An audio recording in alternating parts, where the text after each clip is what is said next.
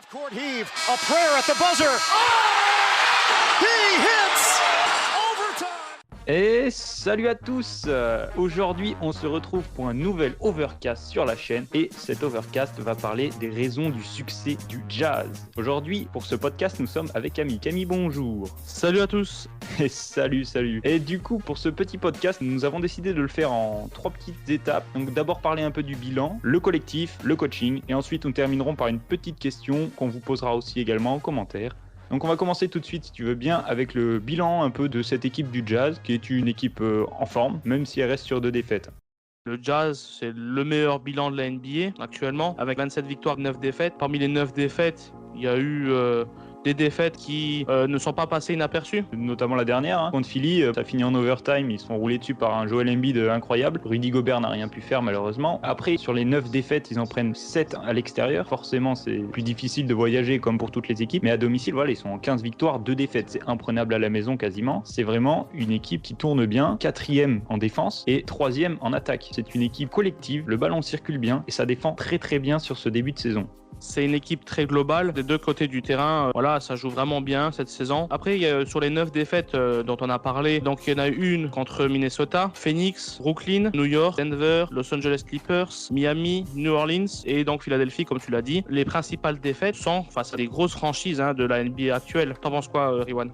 Les défaites, on va dire, sont compréhensibles, mais voilà, pour le long terme et sur toute la saison, il va falloir que ça gagne aussi des matchs sur les grosses équipes, le Jazz. On insiste sur les défaites, mais bon, il faut quand même rappeler qu'il y a 27 victoires derrière et surtout 2 belles séries de victoires consécutives, dont la première durant le mois de janvier, donc c'était 11 victoires d'affilée, et la seconde série de victoires consécutives, c'était durant le mois de février avec 8 victoires d'affilée. À chaque fois, il y a cet aspect de continuité qui fait que Utah est premier actuellement et qui est le meilleur bilan de la NBA. Meilleur bilan de la NBA, du coup, on le dit depuis tout à l'heure. Juste avant le All-Star Break, du coup, 27 victoires, 9 défaites. C'est quand même incroyable. Et c'est aussi dû à un collectif, comme on l'a dit, ça tourne bien, ça joue bien, ça défend bien. Tout le monde sait le rôle qu'il a à faire. Et du coup, on va passer un peu sur le collectif.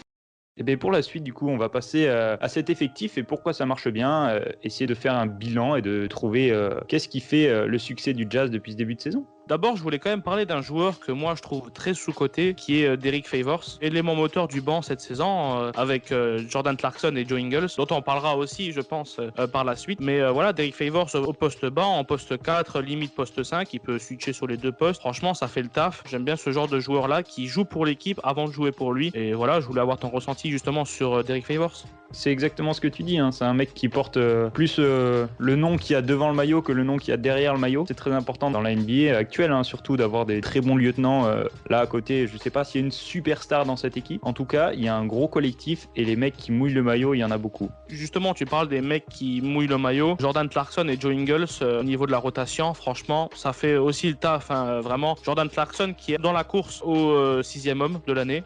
Jordan Clarkson dans la course au 6e homme de l'année parce que c'est 36 matchs joués sur les 36 du Jazz, il en a commencé aucun. Donc je pense que s'il finit meilleur bilan de la NBA, il sera logiquement dans cette course. Après, ce qu'il faut dire aussi et ce qui fait que l'effectif marche bien cette saison, c'est-à-dire qu'ils n'ont pas été touchés par le Covid. Il y a eu aucun joueur qui a été atteint cette saison en tout cas et aucun cas contact, qui fait que t'as un effectif tous les soirs c'est le même. À part Mike Conley qui a loupé quelques matchs, sinon tous les autres joueurs de la rotation à peu près, si on prend George Niang aussi dans cette rotation, c'est 36 matchs quasiment pour tout le monde. Et ça, c'est vraiment un réel plaisir pour le coach aussi d'avoir tout le temps le même effectif tous les soirs qui va se donner à fond et qui va faire ses stats parce que ils arrivent et qu'ils sont concentrés sur leur match. Et justement, en termes de stats, je pense que il y a certains joueurs qui sortent quand même un peu du lot. Justement, on est encore dans cet aspect de continuité dont on parlait avant. Le Jazz, tous les ans, c'est à peu près le même effectif. Ça fait plaisir à voir parce que c'est vrai qu'aujourd'hui, dans notre NBA moderne, on voit beaucoup d'équipes qui changent souvent de joueurs, qui connaissent beaucoup de transferts. Et c'est vrai que Utah, depuis quelques années maintenant, à part Derrick Favors qui est parti pour finalement revenir et quelques autres petits joueurs qui partent chaque année, la base est toujours la même en soi. On parlait justement de Clarkson du côté du banc. Voilà, c'est quand même 18 points par match, Jordan Clarkson en sortie de banc. C'est impressionnant quand même. Très belle saison en tout cas pour lui. L'ancien des Cavaliers et des Lakers qui a eu beaucoup de mal au début de sa carrière. Il commence à prendre ses marques dans une équipe compétitive. Il a clairement les clés du camion pour la seconde unit. Après, on en parlera aussi certainement avec Joe Ingles. Mais du coup, Jordan Clarkson, en gros, peut scorer, il est libre de scorer. Je vois que, tu disais 18 points, il fait aussi tourner la balle parce qu'il a quand même quelques petites passes. Et il fait son jeu, hein. Clairement, on l'a vu faire des matchs à près de 40 points ou un peu plus. Il a fait des sacrées perfs offensives et qui ont porté le Jazz à des moments où certaines autres secondes units se ramènent et disent bon, en fait, on va prendre Jordan Clarkson sur le pif et on va pas pouvoir revenir du coup de ce petit retard qui a déjà été fait dans ce début de premier quart parce que le Jazz commence très très fort en général ces matchs. Et avec Jordan Clarkson qui rentre, il n'y a pas trop de baisse de régime, tu vois. Ils ont un groupe. Il n'y a pas une seconde unité et une première unité. C'est vraiment un groupe ensemble et je trouve que c'est un collectif qui prend le dessus vraiment sur toute la NBA actuelle. Hein.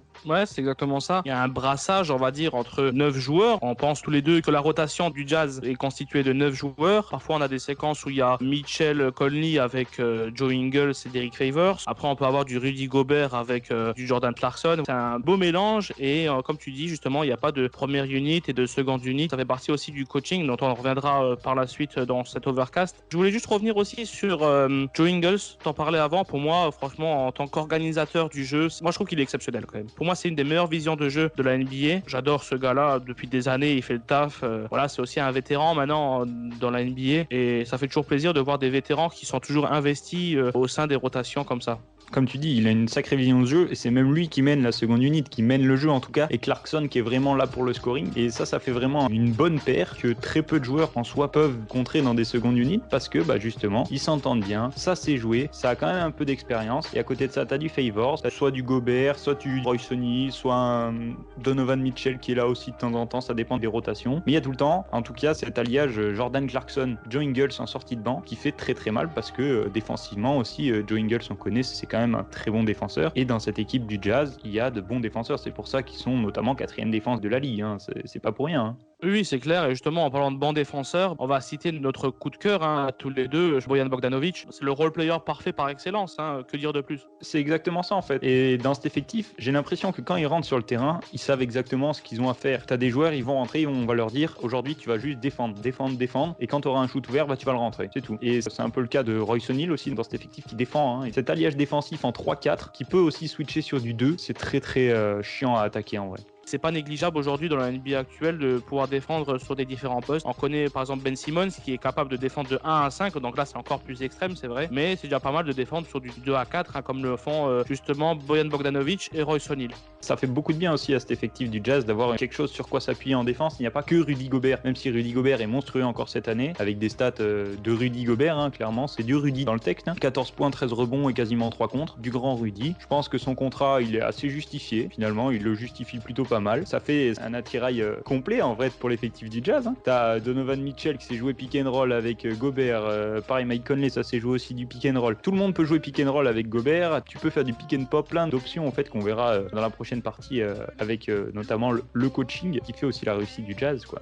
Ouais, après pour reprendre ce que tu disais sur Rudy Gobert, pour moi Rudy fait du Rudy, tout simplement. Encore une saison dans la course au défenseur de l'année. Et bon, pour parler un peu du duo, Gobert-Mitchell, Rudy dans un aspect défensif est vraiment au sommet de sa forme. Donovan Mitchell dans un aspect offensif n'est pas pour moi encore au sommet de sa forme. Pour moi, il a quand même encore une évolution possible. Après, chaque il peut dire ce qu'il veut, mais Donovan Mitchell a passé un cap cette saison quand même. Pour sa 4e saison en NBA, c'est quand même pas mal ce qu'il produit. Et je pense que dans les saisons à venir, ça peut promettre en tant que poste 2 comme lui. Exactement, un gros scoreur qui sait agresser, qui sait faire des passes parce qu'il a une bonne vision de jeu, mine de rien, qui fait des petites interceptions sur des lignes de passe. Enfin, c'est quoi, c'est 25 points, c'est quasiment 5 rebonds et 5 passes et demi de moyenne par match. Moi, je pense que ça va être la star de cette équipe, même si j'aime pas trop dire pour cette équipe parce que c'est vraiment un collectif à part entière. Vraiment, il n'y a pas de joueur qui se sent au-dessus, en tout cas. On voit bien que Donovan Mitchell prend le dessus, prend le lead, mais j'ai pas l'impression et le sentiment qu'ils se sentent au-dessus des autres. Un autre bon joueur, justement, dans cet effectif du Jazz, qui fait un peu son retour, on va dire, au plus haut niveau, c'est Mike Conley. Et justement, notre pépère, il a quand même 33 ans. C'est sa première sélection au All-Star Game. Qu'est-ce que t'en penses, toi, justement, Riwan, de la saison de Mike Conley? Alors, c'est une bonne saison, c'est sûr. Il est 3e meilleur scoreur. Il fait toujours ses 6 passes de moyenne, quasiment. Vraiment, encore dans le texte, c'est Mike Conley des grandes années. Après, cette sélection All-Star Game, 3 joueurs du Jazz, pour moi, c'est pas normal, mais ça, c'est un autre débat. Mais sur la saison de Mike Conley en elle-même, c'est une saison très propre. 29 matchs joués. Et je crois qu'il y a eu quelques matchs de manqués sur des petites blessures. Et ben, il il est vraiment là, il anime, il gère très très bien son attaque. Dans le Money Time, c'est aussi lui qui va calmer les ardeurs de Donovan Mitchell, entre autres, et il va être là, il va gérer le match de A à Z, comme un Chris Paul peut le faire avec les Suns. C'est des meneurs d'expérience qui savent gérer très très bien le rythme et le tempo. D'ailleurs, en parlant de tempo, je sais pas si on l'avait dit, le Jazz joue très très lent. C'est une des équipes les plus lentes de la ligue. Ils sont 20e en pace, tout le temps demi-terrain quasiment, et du coup tu peux mettre en place des systèmes avec Rudy Gobert, avec Bojan dans le corner, avec Donovan qui agresse. T'as plein de solutions qui s'offrent au Jazz, et Mike Conley, en bon gestionnaire, il va se dire là on fait tel système, on donne la balle à telle personne et après ça va tout seul. Il retrouve en tout cas un niveau qui était le sien il y a bien quelques années. Écoute, je suis entièrement d'accord avec toi sur le cas Mike Conley. Après, la limite de Mike Conley aujourd'hui, c'est quoi? C'est son âge, malheureusement. On se demande encore combien de saisons il peut encore jouer au sein de la NBA. En tout cas, à ce niveau-là, on va dire 16 points par match et 6 passes décisives. Donc, à voir pour l'avenir du Jazz. En tout cas, on est d'accord sur le cas Mike Conley. Maintenant, ce que je te propose, Riwad, c'est qu'on parle de l'aspect coaching. Est-ce que c'est le plus beau collectif de la NBA? Actuellement, oui, je pense. Tu seras d'accord avec moi quand même, en disant que le Jazz, c'est une des équipes les plus belles à regarder jouer quand même si ça joue lent. C'est surtout un aspect du jeu qui est très beau à voir jouer, c'est le mouvement de balle du Jazz. Et ça fait partie de l'une des caractéristiques principales du côté offensif de Quinn Snyder, qui est le coach de cette équipe du Jazz. Grand coach réputé pour sa défense, mais cette saison, il a quand même su améliorer ses stratégies offensives en apportant plus de solutions et en évitant aussi du Mitchell H24. Je sais pas ce que t'en penses toi, Riwan, mais en tout cas pour moi, c'est vrai que ces dernières années, on a vu beaucoup d'actions débutées par Donovan Mitchell qui se finissaient par Donovan Mitchell. Et je trouve qu'aujourd'hui, Donovan Mitchell passe aussi un peu plus le ballon. T'as toujours du Mike Conley qui peut être bien placé, du Joe Ingles qui peut être bien placé dans le corner, du Rudy au poste bas ou du Derrick Favors au poste bas. Voilà, il y a des solutions qui sont apportées justement par les stratégies menées par Quinn Snyder.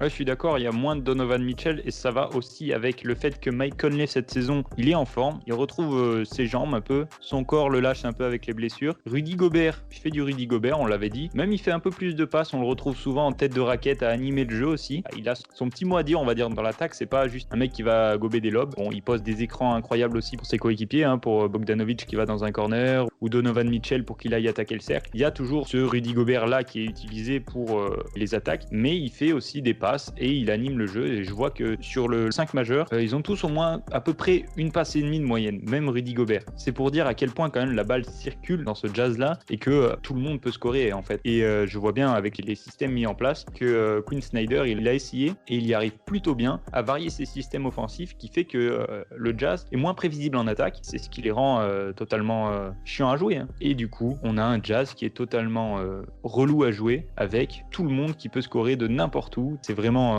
un atout pour le Jazz cette saison, clairement. Je suis entièrement d'accord avec toi. Le niveau offensif du Jazz cette saison est au-delà de nos espérances. Faut pas se le cacher. On pensait pas que le Jazz allait être aussi impactant offensivement parce que le Jazz, mine de rien, ça reste quand même une équipe ultra défensive de base. Si on peut revenir sur la défense, sur les stratégies défensives, moi je trouve que la défense au poste bas, c'est parfait. Rudy Gobert, voilà, c'est du Rudy comme tu l'as dit. Pratiquement 3 contres par match, donc 2,7 contres par match. On a aussi du Royce O'Neal ou du Bojan Bogdanovic en fonction du contexte. Par contre, pour moi, au niveau des guards, je trouve que ça peut être encore amélioré. Je sais pas ce que tu en penses, Riwan.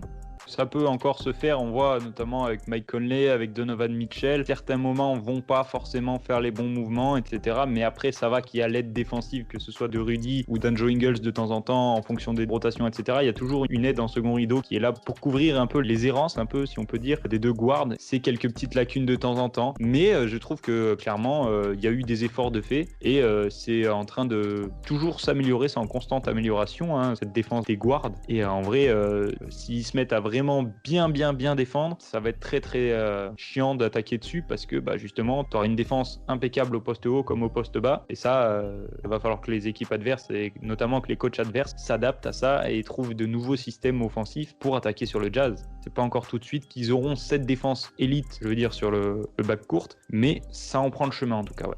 Oui, après on développe justement cet aspect un peu négatif de la défense du Jazz, mais bon, ça reste quand même la 4e meilleure défense de la NBA. Jusqu'ici, ça produit quand même du beau basket, une belle défense, une belle attaque, donc une belle équipe dans le global, simplement. C'est tout à fait ça, c'est une équipe, vraiment comme on l'a dit dans la partie d'avant, une équipe soudée, qui sait ce qu'elle fait, qui sait ce qu'elle a à faire, et qui est bien coachée, bien amenée, et du coup forcément ça mène une équipe top de la NBA. On voit clairement que ce qui fonctionne actuellement à Utah, ça peut être quelque chose qui vont conduire sur toute la saison. Le meilleur bilan de la NBA, c'est peut-être un peu exagéré quand on voit qu'il y a des Nets qui reviennent fort, t'as Denver qui revient fort, t'as les Lakers, les Clippers qui vont se remettre à gagner, t'as Milwaukee aussi qui va regagner des matchs, Philly ça va continuer d'en gagner aussi à l'Est. Est-ce que ce Jazz-là, pour toi, ça va continuer dans cette optique de en fait je défends très très fort et j'attaque très très fort, je suis une équipe chiante à jouer? Oui, clairement, je pense que ça va rester dans cette optique-là. Je vois pas pourquoi ça devrait changer, sauf blessure majeure, ce qui peut arriver. On n'est jamais à l'abri d'une blessure, surtout pour Rudy. On sait comment ça se passe avec les joueurs de grande taille au niveau physique. Mais pour moi, en tout cas, ça peut clairement rester dans cette dynamique-là. En théorie, ça peut même être encore le meilleur bilan de la NBA jusqu'à la fin de la saison. C'est possible parce que quand on voit les grosses franchises qui ont aussi beaucoup de blessés, je pense surtout aux Lakers avec Anthony Davis ou bien les Nets avec Kevin Durant, on sait jamais si ces blessures-là commencent encore à progresser, à être plus étendues, à être plus graves. Franchement, Utah a toutes ses chances. Mais en tout cas, je pense que Utah n'est pas maître de son destin au niveau du meilleur bilan de la NBA jusqu'à la fin de la saison. Je pense que si les autres connaissent des impacts majeurs dans leur effectif, je pense que c'est comme ça que le Jazz pourra être encore le meilleur bilan à la fin de la saison. Si on me demande à moi personnellement où je vois le Jazz à la fin de la saison, je pense que le top 4 c'est pratiquement fait. On n'est jamais sûr, comme on l'a dit, mais je pense que Utah, ça sera dans le top 4. Ça va être en tout cas en rude concurrence pour moi avec les Clippers. Et donc pour moi, ça sera 2 ou 3e et ça jouera le top 4 à l'ouest, clairement.